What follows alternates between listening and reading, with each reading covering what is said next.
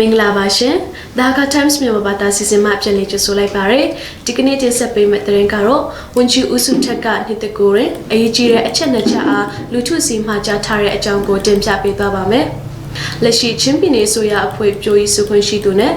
စီပီနယ်လက်စစ်ဝန်ကြီး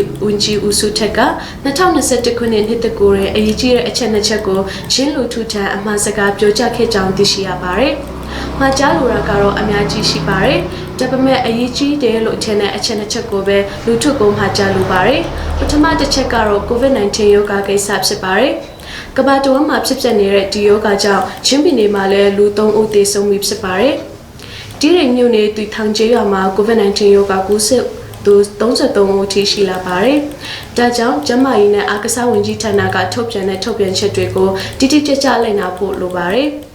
ထုတ်ပြန်ချက်လိုက်နာတာလုံခြုံမှုရှိပြီးကျန်းမာမှာဖြစ်တဲ့ဆိုတာတိုက်တွန်းလိုပါတယ်။ဒုတိယတစ်ချက်အနေနဲ့ချင်းပြည်နယ်ဟာတည်ကြတဲ့အတိုင်းငြိမ်းချမ်းမှုမရှိသေးပါဘူး။စစ်ပွဲကြောင့်ကလေးနဲ့အမျိုးသမီးများအပါအဝင်အများကြီးသေဆုံးနေပြီဖြစ်ပါတယ်။ဒါပြီးတော့စစ်ဘေးရှောင်ပြည်သူအများအပြားဒုက္ခရောက်နေကြပါတယ်။ဒါကြောင့်ဒီစစ်ပွဲချုပ်ငြိမ်းပြီးစပွဲပေါ်ကနေဖြည့်ရှင်းနိုင်ဖို့လူထုကဆုတောင်းပေးကြပါရန်တိုက်တွန်းလိုတယ်လို့ဝန်ကြီးက Dhaka Times တို့ပြောပြခဲ့ပါတယ်။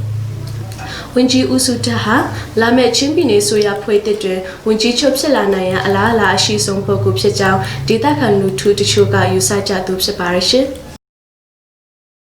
ဒီထောင်ကျေးရွာတွင် COVID-19 ရောဂါကူးစက်သူ33ဦးရှိပြီးချင်းပြည်နယ်တွင် COVID-19 ရောဂါကြောင့်လူ3ဦးသေဆုံးနေပြီဖြစ်ကြောင်းတင်ပြပေးသွားပါမယ်။ချင်းပြည်နယ်တီရိမ်မြို့နယ်သူထောင်ကျေးရွာတွင် COVID-19 ရောဂါကူးစက်သူ33ဦးရှိနေပြီးချင်းပြည်နယ်တွင် COVID-19 ရောဂါကြောင့်လူ3ဦးသေဆုံးပြီဖြစ်ကြောင်းသိရှိရပါတယ်။ဒီကိစ္စနဲ့ပတ်သက်ပြီးချင်းပြည်နယ်ကျန်းမာရေးဦးစီးဌာနရဲ့တာဝန်ရှိသူဒေါက်တာမောင်တင်တယ်ကသေဆုံးသူတွေဟာတီရိမ်မြို့မှလူ2ဦးနဲ့မတူပီမြို့မှ2ဦးဖြစ်ကြပါတယ်။ချင်းပြည်နယ်မှာ facility quarantine ထားရှိသူ499ဦးရှိပြီးတော့ home quarantine ထားရှိသူ903ဦးရှိတယ်လို့ Dhaka Times သတင်းဌာနတို့ပြောပြထားပါတယ်။ဒီထောင်ကျေးရွာမှာ COVID-19 ရောဂါကူးစက်သူ33ဦးအထိရှိလာတာမင်္ဂလာဆောင်ပွဲကျင်းပခဲ့တာကြောင့်ဖြစ်ပါတယ်။လူစုလူဝေးဖြစ်ကျင်းပခဲ့တာကြောင့်ဖြစ်တဲ့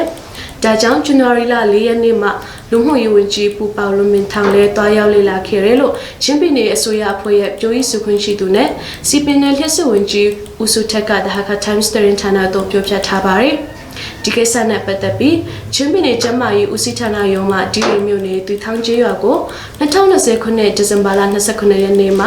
2021ခုနှစ်ဇန်နဝါရီလ9ရက်နေ့ထိ lockdown ချထားကြောင်းသိရှိရပါတယ်။ကျွန်မ Elizabeth ပါ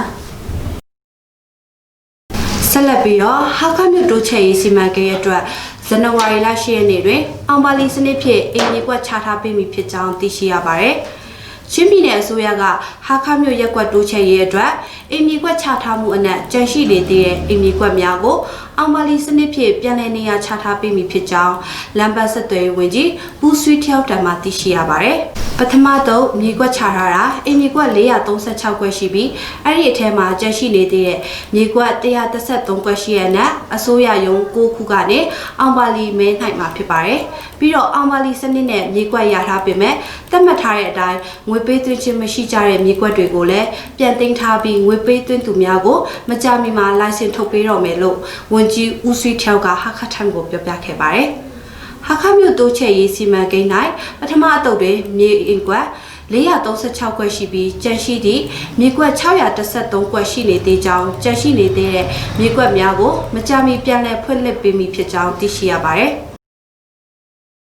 ချင်းပြည်နယ်အစိုးရမှ2020ခုနှစ်အတွင်းလုပ်ငန်းကျွမ်းကျင်သူ133ဦးဂုဏ်ထူးဆောင်အနှင်းသွားမဲ့တဲ့တင်ကိုတင်ဆက်ပေးသွားပါမယ်။ချင်းပြည်နယ်အစိုးရက2020ခုနှစ်အတွင်းသက်ဆိုင်ရာလုပ်ငန်းအလိုက်ကျွမ်းကျင်သူ133ဦးတို့အားဇန်နဝါရီ4ရက်နေ့ဟာခခမ်းမတွင်ဂုဏ်ထူးဆောင်လက်မှတ်ပေးအပ်ခဲ့ကြောင်းသိရှိရပါတယ်။ဂုဏ်ထူးဆောင်အနှင်းကာလ2020ခုနှစ်အတွင်းမှာသက်ဆိုင်ရာလုပ်ငန်းအလိုက်ဖြစ်စေပြင်ပလုပ်ငန်းတွေကနေလုပ်ငန်းကျွမ်းကျင်သူ133ဦးကိုရွေးချယ်ရဖြစ်တယ်လို့ဝန်ကြီးဦးစိုးထက်ကဟာခထိုင်းကိုပြောပြခဲ့ပါတယ်။ယခုကဲ့သို့ဂုဏ်ထူးဆောင်အနှင်းရခြင်းသည်အုပ်ချုပ်ရေးစီမံကိန်းစက်ရုံလက်မှုစက်ရုံမွေးမြူရေးစိုက်ပျိုးရေးစသည့်လုပ်ငန်းများတွင်လုပ်ငန်းထူးချွန်သူများနှင့်ဝန်ကြီးချုပ်လုပ်ငန်းခွင်တွင်လုပ်ငန်းကျွမ်းကျင်သူများလည်းပါဝင်နေကြောင်းသိရှိရပါသည်။ ဒီကနေ့တဟာခထိုင်းမြန်မာဘာသာစီစဉ်ကိုဒီလောက်နဲ့ပဲအဆုံးသတ်တော့မှာဖြစ်ပါတယ်အားလုံးပဲရှင်လန်းချမ်းမြေ့ကြပါစေရှင်ကျမချေပါ